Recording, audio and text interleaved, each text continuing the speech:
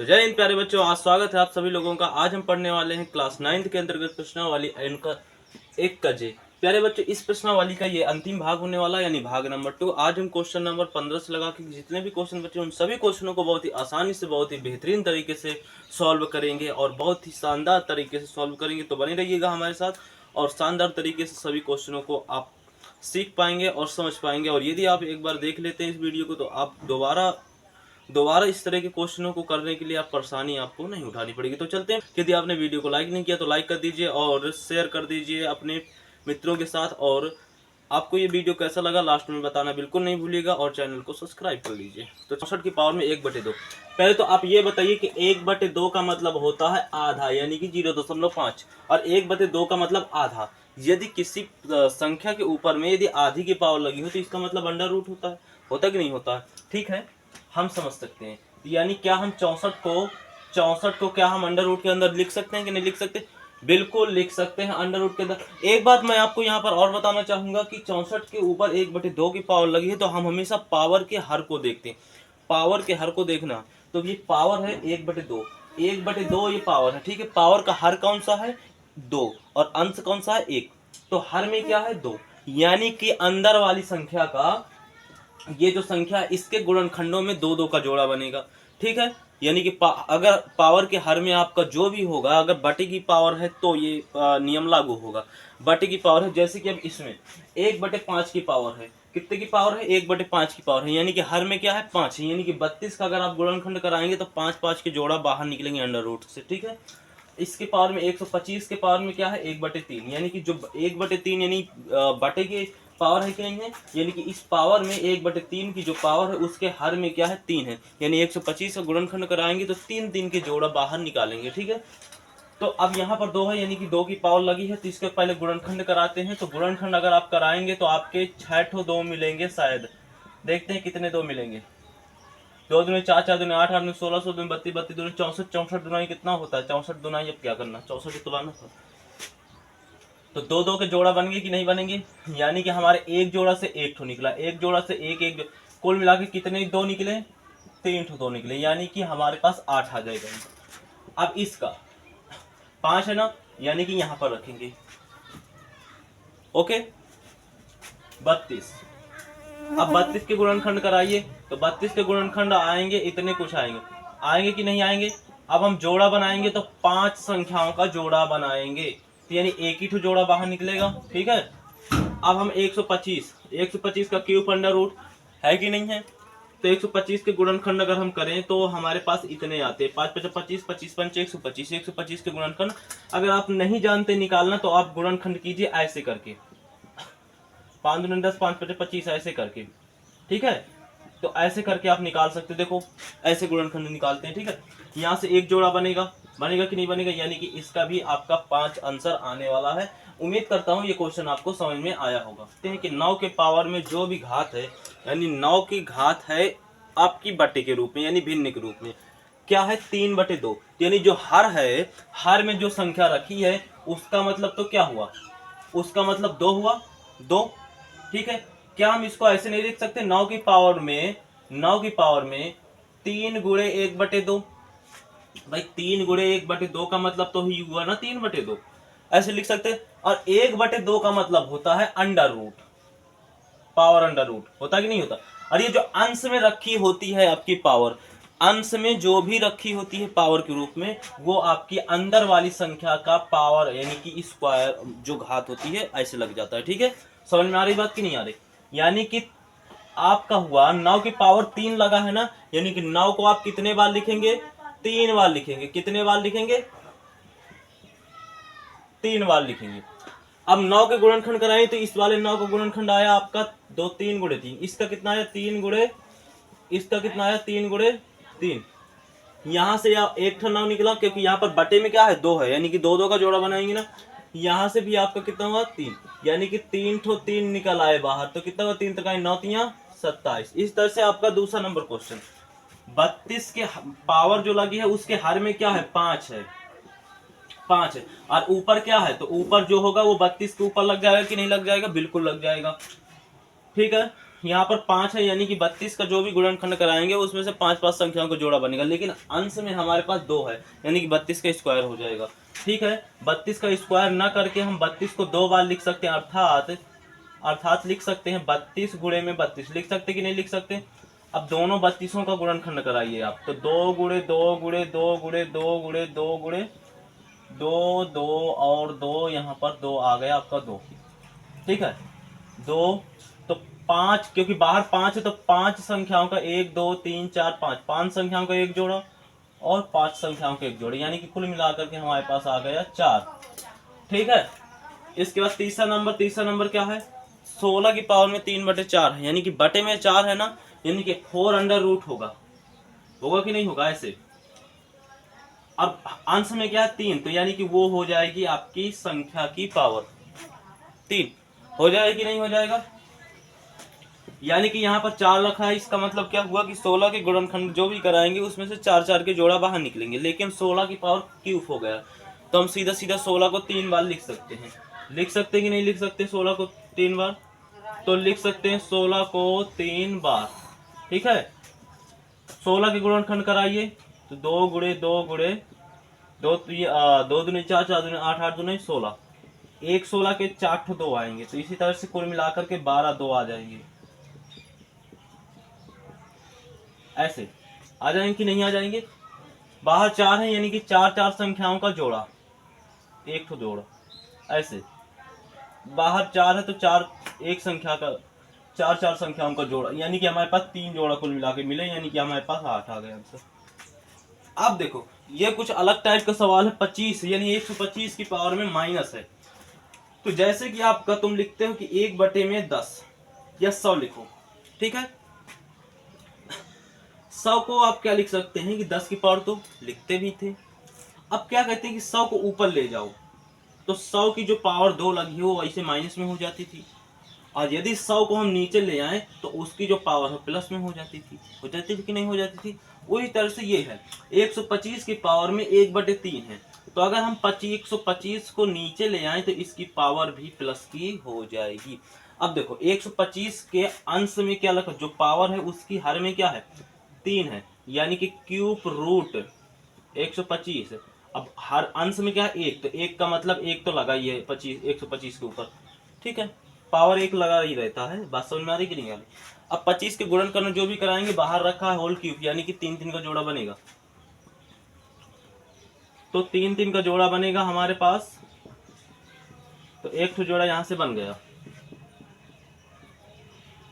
तो एक तो जोड़ा बना तो मात्र एक ही संख्या बाहर निकलेगी, तो यानी कि 1 कितना आ जाएगा 5 आ जाएगा आपका आंसर।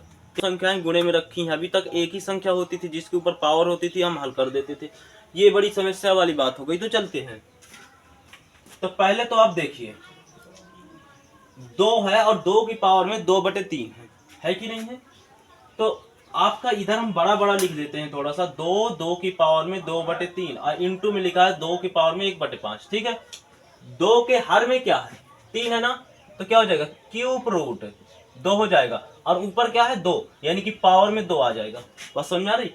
इंटू नीचे क्या है, यानी कि बटे में 5, तो 5 रूट। ठीक है, और 2 ऊपर क्या है 1, तो 1 तो हमेशा रहता है, बस समझ में आ रही कि नहीं यार। अच्छा, तो हमारे पास क्या आ गया क्यूब रूट 4 और गुणे में इतना आएगा। पावर बराबर करेंगे, इसमें क्यूब है यानी 1/3 की पावर लगी है, इसमें 1/5 की पावर लगी कि नहीं लगी है। दोनों में पावर बराबर करने के लिए क्या करें, अगर हम इसकी पावर में 3 का गुणा करा दे तो 15 हो जाएगा। भाई देखो ये क्यूब रूट 4 है, गुणे में ये है ये कुछ इस तरह लिखा है। ठीक है, और ये आपका कुछ इस तरह लिखा है कि नहीं लिखा है। इन दोनों की अगर पावर बराबर कर दे तो अंदर वाली संख्याओं का गुणा हो जाएगा, अगर अंडर रूट बराबर होता है यानी अंडर रूट वाली संख्याओं का बराबर होता है तो अंदर वाली संख्याओं को गुणा हो जाता है। बात समझ में आ रही कि नहीं आ रही, तो हम क्या करें, हम क्या कर सकते हैं, इसमें अगर हम 5 का गुणा करा दें और इसमें 1/3 का, इसमें 1/5 का गुणा करा दें तो काम बन जाएगा। हाँ जी, बन जाएगा कि नहीं बन जाएगा, तो चलते हैं। अगर हम इसमें 3 का गुणा कराएं, कितने का गुणा कराएं 3 का, तो जितने का गुणा कराएंगे, हम इधर 5 का गुणा करा रहे हैं ना, इधर 5 का गुणा करा रहे हैं ना, तो उतने की पावर भी लगाएंगे 4 के ऊपर। बात समझ में आ रही कि नहीं आ रही? गुणे यहाँ पर 5, इसके ऊपर कितना है 3 लगा देते, 3 का गुणा करा देते, तो भीतर भी उतने की पावर लगानी पड़ेगी। अब क्या होगा, 4 का 5 बार गुणा कराएं कितना होगा, तो देखो 4 का अगर आप 5 बार गुणा कराते हैं तो 4 चौको 16, 16 चौको 64, 64 चौको कितना हो जाएगा, 4 चौको 16 और 6 चौको 24, 25। ठीक है, फिर 4 को गुणा कराएं 6 चौको 24 हो जाएगा, 2 आ जाएगा, 5 चौको 20, 2 22 हो जाएगा, 4 2 नहीं 8 2, यानी कि आ जाएगा 15, 10 26 64 आ जाएगा। ठीक है, गुणे 15 रूट, अब 2 का गुणे 3 बार, तो 2 का 2 दूनी 4, 4 दूनी 8। अब आ गया, रूट बराबर हो गया ना, तो अंदर वाली संख्याओं क्या हो जाएगा, गुणा हो जाएगा। तो अंदर वाली संख्याओं क्या हो जाएगा, गुणा हो जाएगा। तो हो जाएगा हमारे पास, गुणा करा दो, 8 चौको कितना हुआ 24 हुआ, 8 चौको 32 होता है, 8 चौको 32, हंसी लगा 3, 8 दूनी 16, 16 6 3 9 होता है, 19 होता है, यहाँ पर 19 आ जाएगा, इसके बाद क्या हो जाएगा 8 आ जाएगा।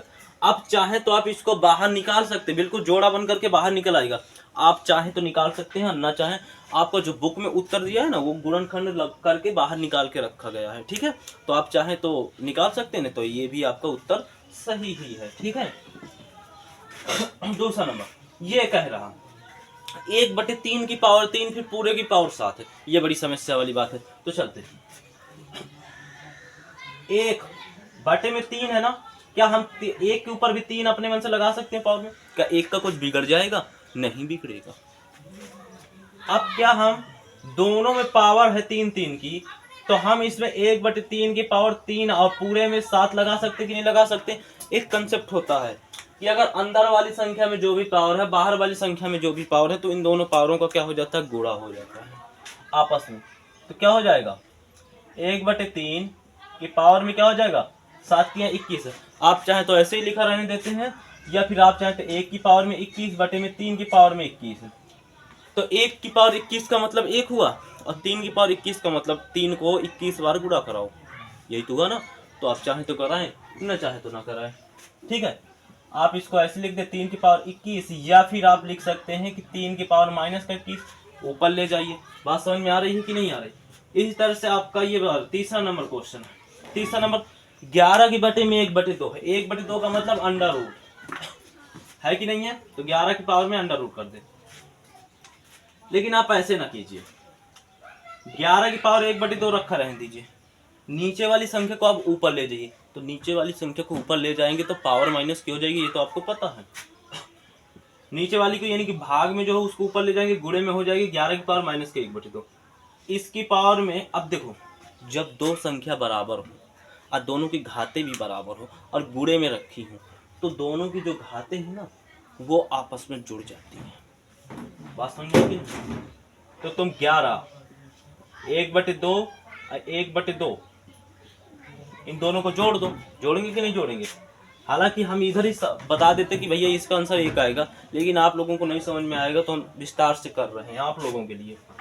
ठीक है, 11 क्या हो जाएगा, बाहर आ जाएगा, इसका गुणा इसमें हो जाएगा, माइनस का हो जाएगा कि नहीं हो जाएगा। 11 लासा लेंगे 2, यानी कि 1 माइनस का 1, यानी कहने का मतलब ये हुआ कि 11 की पावर में 0, क्योंकि ऊपर 0 बचेगा, नीचे क्या है 2, तो यानी कि 0। अब जिस संख्या की पावर में 0 होती है उसका मतलब होता है 1, उसका आंसर 1 आता है। यहाँ पर 7 की पावर में 1/2 है और इसकी पावर में 1/8 है कि नहीं है? हाँ जी। अब देखो तुम लोग, तो 1/2 का मतलब हुआ ऐसे अंडर रूट, अब बीच में गुणा लगा, 8 की पावर में भी 1/2। ठीक है, जब घाते दोनों की बराबर हो, जब घाते दोनों की बराबर हो और अंदर की संख्या बराबर न हो तो गुणा हो जाता, अगर बराबर होगा अंदर की संख्या भी तो अंडर रूट हट जाता है। जैसे अगर अंडर रूट 2 गुणे अंडर रूट 3 करेंगे तो अंडर की संख्या बराबर नहीं, लेकिन दोनों की घाते बराबर है तो हमारा अंडर रूट 6 आ जाएगा। लेकिन अगर कहीं अंडर रूट 2 और अंडर रूट 2 करेंगे तो घाते भी बराबर हैं, तो उन्होंने 1/2 है यानी अंडर रूट है, अंदर की संख्या भी बराबर है तो अंडर रूट हट जाता है। यहाँ पर देखो घाते बराबर है लेकिन अंदर की संख्या बराबर नहीं, तो कम से कम गुणा तो हो जाएगा ना। तो 7 7 49 7 8 56 56 7 8 56 56 की पावर में 1/2 है यानी अंडर रूट 56 है। तो यानी 2 2 का जोड़ा बनेगा। आप गुणनखंड कर लीजिए 56 के, ठीक है। आप गुणनखंड चाहें तो कर सकते हैं। देखो 7 दूनी 14 14 दूनी 28 नहीं बनेगा हमारे हिसाब से। 56 के गुणनखंड हम इधर करवा लेते हैं थोड़ा सा। 2 दूनी 4 और 2 अट्ठे हो जाएगा, तो अब 28 आ जाएगा, यानी कि हो जाएगा 7 14 7 7 दूनी 14 14 दूनी 28 28 दूनी कितना होता है 56।